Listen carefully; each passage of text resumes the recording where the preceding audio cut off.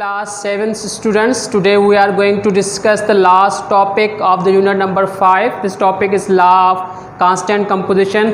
आज जो हम जो है यूनिट नंबर जो आपका 5 है उससे जो लास्ट टॉपिक उसका law of constant of composition उसको डिस्कस करेंगे।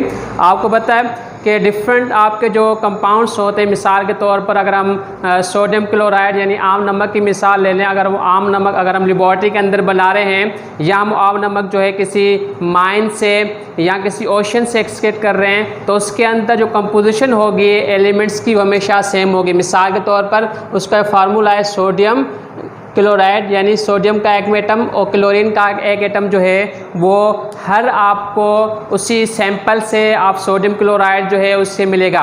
इसी तरह पानी जो होता है, अगर पानी के कंपाउंड है उसके हम अगर डिफरेंट सैंपल्स डिफरेंट जगह से कलेक्ट करें, मिसाल के तौर पर हम पानी जो है वो रिवर का ले लें या पानी हम रेन का ले लें या हम जो है वो पानी जो है हैंडपम्प से निकालें या उसको लेबॉर्ट्री में बनाएं, तो हमेशा पानी के अंदर क्या होगा कि कंपोजिशन ऑफ जो एलिमेंट्स होंगे या कंपाउंड्स हमेशा सेम होंगे।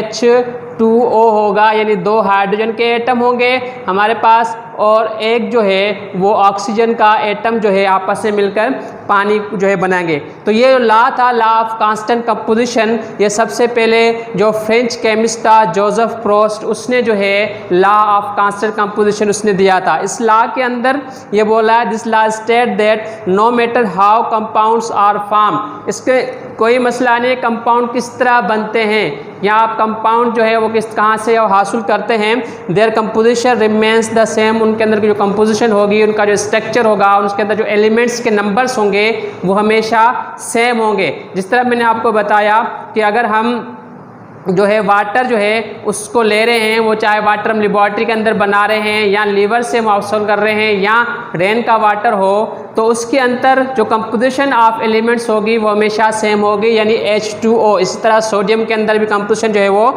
सेम होगी। This law shows that compounds are always made up of the same elements components in the same proportion. इसके अंदर क्या होता है, कंपाउंड जो है इस लॉ के अंदर बोला है कंपाउंड जो हैं वो हमेशा सेम कंपोनेंट्स के उनके अंदर जो रेशियो होगा, उनका जो निस्बत होगी वो भी क्या होगी, सेम होगी। तो यहाँ पे आपको जो बुक के अंदर एग्जाम्पल दी गई उसके अंदर के एग्जाम्पल मेथेन गैस जो हम चूल्हे के अंदर जलाते हैं जिसको हम नेचुरल गैस भी बोलते हैं, तो वो गैस जो है can be prepared by different method. आपको उसको मुख्तलिफ जो है मेथड के साथ प्रिपेयर कर सकते हो।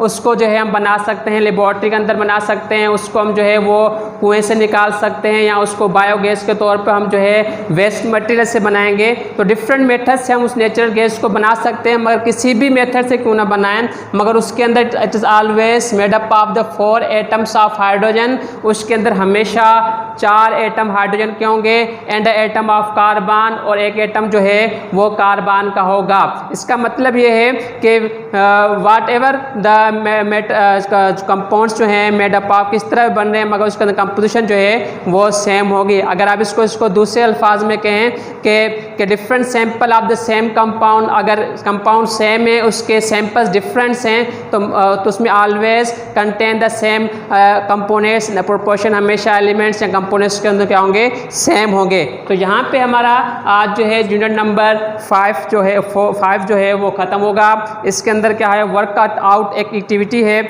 इसको आपने खुद करना है बुक के अंदर। अगर आप देखें draw the atomic structure of the following elements के जो है वो एटॉमिक स्ट्रक्चर लिखने हैं। आपको इसको बताना है कि उसके अंदर सोडियम जो है जैसे नियॉन है, नियॉन का एटॉमिक मास जो है वो 20 है और एटॉमिक नंबर जो है वो 10 है। मतलब ये है कि आपने जो है नियॉन का एटॉमिक स्ट्रक्चर किस तरह बनाना है कि आपने जो है एक एटम इस तरह बनाना है जिसके अंदर आप न्यूक्लियस लेंगे, तो इसको आपको पता है कि इसके अंदर जो इसका एटॉमिक मास है वो 20 है। मीन्स 20 का मतलब है कि इसके अंदर प्रोटॉन और न्यूट्रॉन की तादाद को हम लिखेंगे तो 20 हो जाएंगे। अगर इसका एटॉमिक नंबर अगर लेंगे तो 10 हो, मतलब है इसके अंदर प्रोटॉन की तादाद 10 है।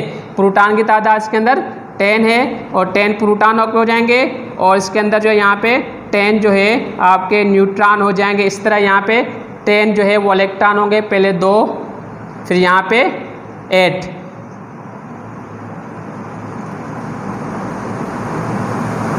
एक 2 3 4 5 6 7 और ये 8। इस तरह आप जो है डिफरेंट जो है, ये तो आपको मैंने पहला बना के देखा, उसके बाद क्लोरीन है, कार्बन है, बोरान है और आर्गान है, ये सारे एलिमेंट्स हैं, इनके सब के आपको एटॉमिक स्ट्रक्चर जो इसी तरह अच्छे तरीके से कॉपी के अंदर बनाने। इंशाल्लाह आपको जो है इससे रिलेटेड जो एक्सरसाइज है वो PDF की जाएगी, आप उसको अच्छे तरीके से फेयर कर लेना। अल्लाह हाफ़िज़।